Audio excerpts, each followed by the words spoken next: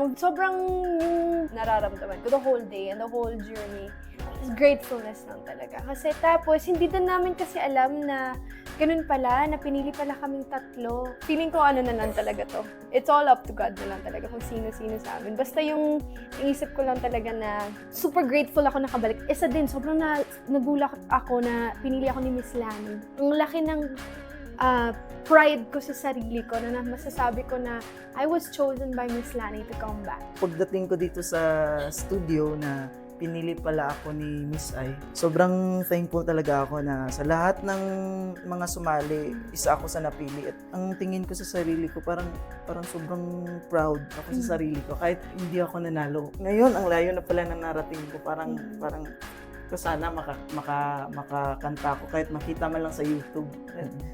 Ngayon, nakita na talaga. Tupad na yung pangarap ko. So, salamat sa The Clash.